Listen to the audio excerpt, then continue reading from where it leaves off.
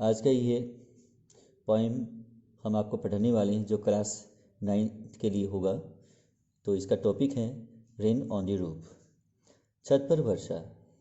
तो वर्षा जो है वो छत पर है, तो यहाँ on the roof, on the roof का मतलब रूफ में क्या होता है छत, ऑन का मतलब होता है पर या ऊपर, रेन में नहीं वर्षा, तो छत पर वर्षा। आइए इस शीर्षक में अब क्या है कि इस कविता को लिखा किसने है, नीचे देखिए यहाँ दिया है कॉटेज किनी, कॉटी किनिक्स, जिसने इसको कॉटेज किनी ने इसको लिखा है और इसका जो टाइटल है रेन ऑन द रूफ, ये रहा है आज का।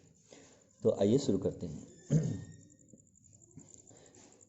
When the sky is covered, जब आसमान ढक जाता है, कवर्ड का मतलब है ढक जाना।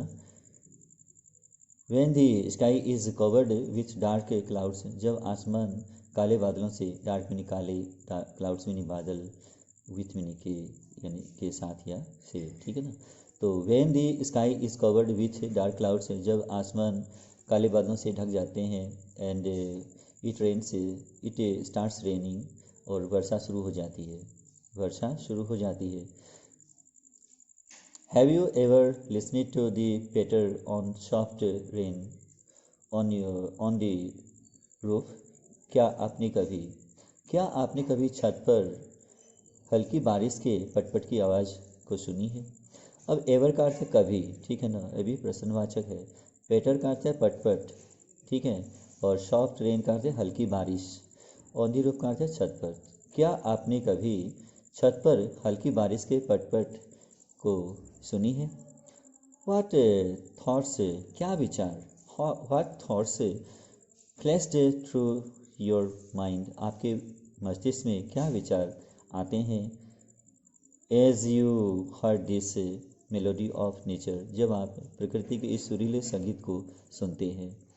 Read the poem to find out, यह जानने के लिए आप इस कविता को पढ़िए। What the poet dreamed of while listening to the rain, जब कवि वर्षा की आवाज़ को सुन रहा होता है तो उस समय कवि किन किन चीज़ों की कल्पना करता है, यानी कवि के मस्तिष्क में क्या कल्पना आती है जब वो वर्षा की आवाज़ को सुन रहे होते हैं या प्रकृति की इससे सुरीले संगीत को सुन रहे होते हैं।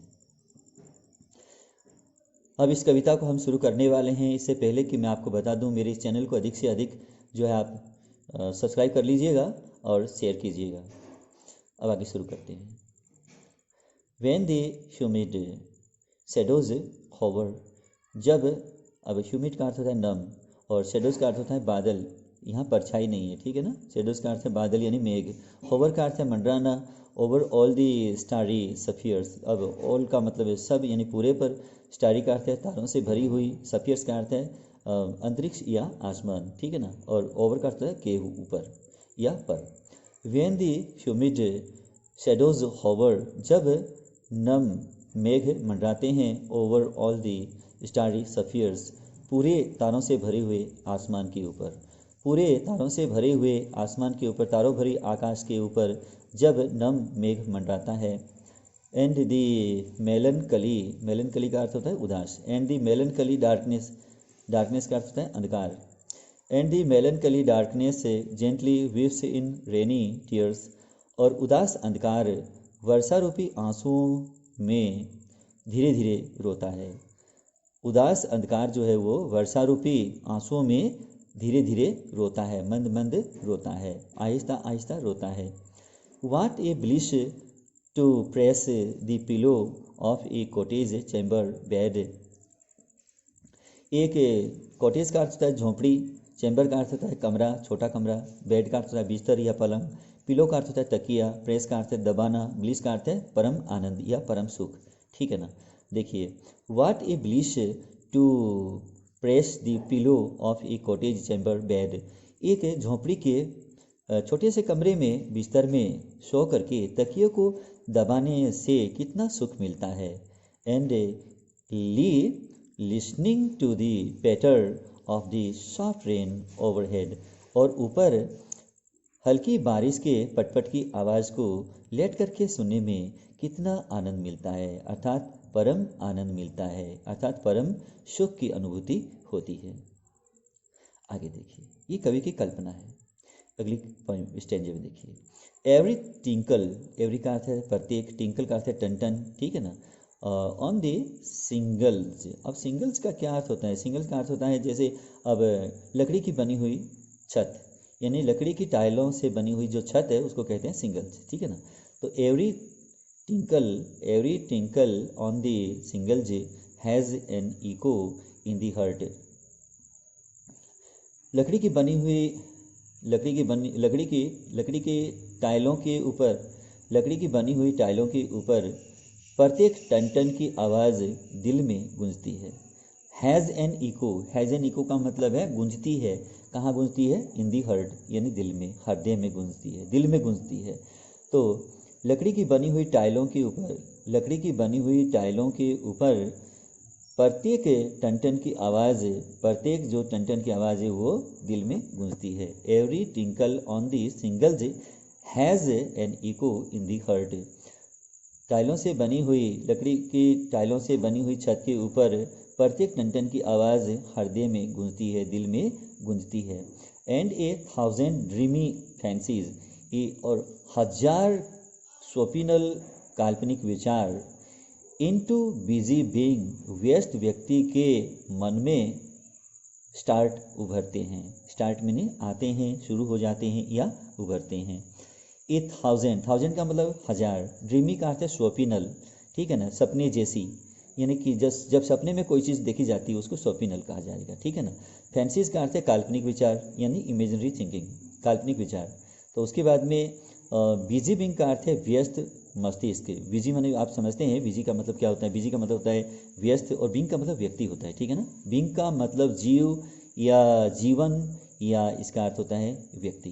तो यही इसके खास करके अर्थ होते हैं। और वैसे इसको देखा जाए तो बीइंग मीनिंग होना भी होता है, क्योंकि ये एक क्रिया के रूप में भी इसका यूज़ किया जाता है, पार्टिसिपल भी बनता है। और ये अगर हम थोड़ा सा और बात करें तो इसका यूज़ हम जेरन के रूप में भी कर सकते हैं, ये जेरन भी है। लेकिन इसका जेरन है या पार्टिसिपल, प्रेजेंट पार्टिसिपल है, क्या है, ये तो हम यूज़ करेंगे ना, उस हिसाब से ही इसकी जानकारी स्पष्ट होती है, क्योंकि इसका अपना कोई टेंस नहीं होता।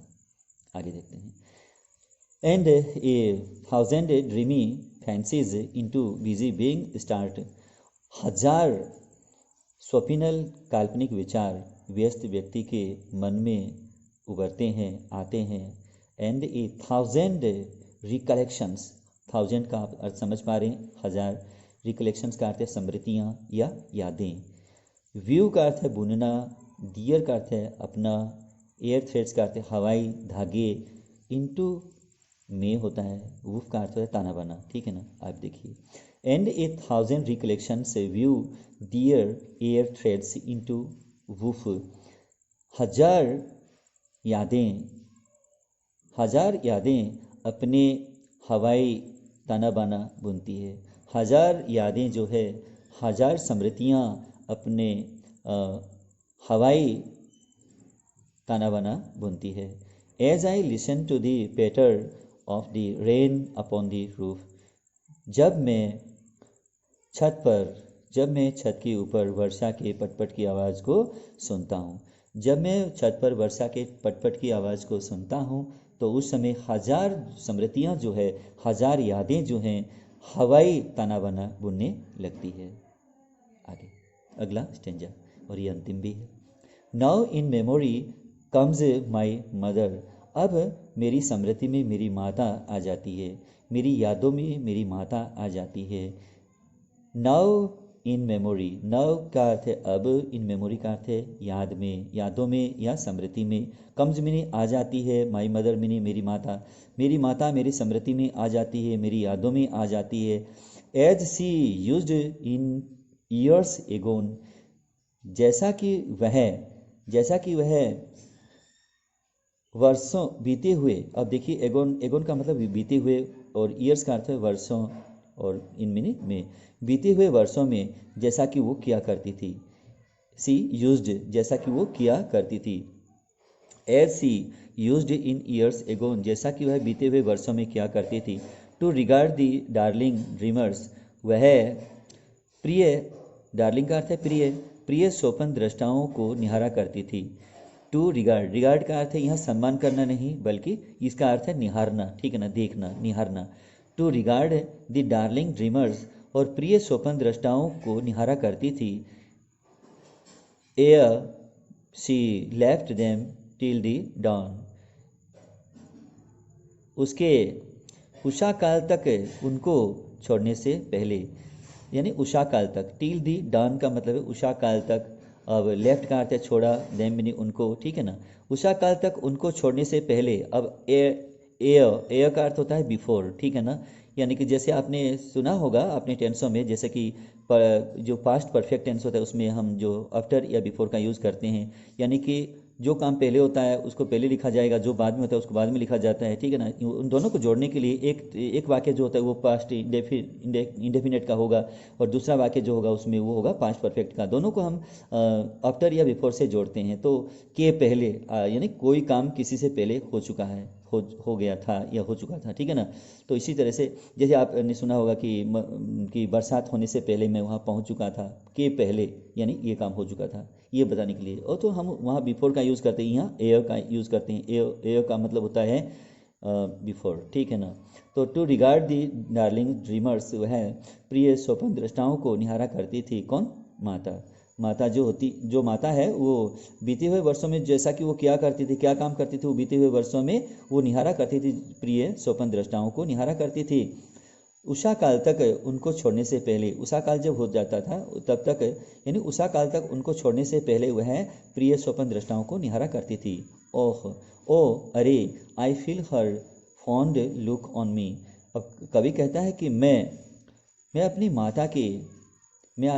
माता के स्नेहपूर्ण दृष्टि को अपने ऊपर अनुभव कर रहा हूँ। अब फॉन्ड का मतलब होता है स्नेहपूर्ण, और लुक का अर्थ है दृष्टि। स्नेहपूर्ण दृष्टि को मैं जो है अनुभव कर रहा हूँ। आई फील, मैं अनुभव करता हूँ, अर्थात अनुभव कर रहा हूँ, क्योंकि ये काम मैं जो है इस समय हर रोज़ कर रहा हूँ। हर दिन जो काम किया जाता है उसको हम लिखते हैं प्रेजेंट इंडेफिनिट में, और उसको लिखेंगे तो प्रेजेंट इंडेफिनिट में, लेकिन अर्थ जाएगा वो प्रेजेंट कंटिन्यूस में, ऐसा कुछ है, ध्यान से। जैसे कि मान लीजिए आप लिखते हो कि मैं अनुभव करता हूँ, तो ये तो है नहीं कि आज ही अनुभव कर रहे हो, यूँ कि अनुभव तो हमेशा कर रहे हो। जो काम हमेशा करोगे वो काम जो है हम प्रेजेंट इंडेफिनिट में लिखते हैं। तो जैसा कि इसमें आप आगे देखिए, ओ अरे, आई फील, मैं अनुभव कर रहा हूँ, हर फॉन्ड लुक, उसकी स्नेहपूर्ण दृष्टि को, ऑन मी, अपने ऊपर, मैं अपनी माता के स्नेहपूर्ण दृष्टि को अपने ऊपर अनुभव कर रहा हूँ। एज आई लिस्ट का मतलब लिसन टू, ठीक है ना। लिसन, यहाँ लिस्ट टू दिया है तो इसका मतलब है लिसन टू, ठीक है ना, क्योंकि ये कविता के अंदर तो लिस्ट टू लिखा गया है, लेकिन आज जो हम लेसन में देखेंगे तो ये लिसन टू मिलेगा आपको। As I list to these refrain, जब मैं इसे, रिफ्रेन का मतलब होता है प्रकृति की संगीत, यानी संगीत। रिफ्रेन का मतलब संगीत जो प्रकृति द्वारा उत्पन्न की जाती है। तो यहाँ देखना है, जब मैं इस प्रकृति द्वारा उत्पन्न किए गए संगीत को सुनता हूँ तो मैं अपनी माता के जो स्नेहपूर्ण दृष्टि अपने ऊपर महसूस करता हूँ या अनुभव करता हूँ। Which is played upon the shingles by the patter of the rain, और ये संगीत जो प्रकृति की संगीत है, ये वर्षा के पटपट की आवाज़ से लकड़ी के बने हुए टाइलों के छत पर बजती है। जब यह संगीत जो है लकड़ी के बनी हुए टाइलों के ऊपर बजती है, वर्षा के पटपट की आवाज़ करने से, वर्षा के पटपट से जो लकड़ी के बने हुए छत है उसके ऊपर जब ये संगीत बजती है तो मैं उस संगीत को सुनता हूँ। तो मुझे अनुभव होता है कि मैं अपनी स्नेहपूर्ण दृष्टि, माता की स्नेहपूर्ण दृष्टि को अपने ऊपर अनुभव कर रहा हूँ या महसूस कर रहा हूँ। तो मुझे उम्मीद है कि आपको ये पॉइंट समझ में आया होगा, और अधिक से अधिक इसे लाइक कीजिएगा, शेयर कीजिएगा, और इसे बार बार पढ़िएगा, समझिएगा। Thank you for watching this video.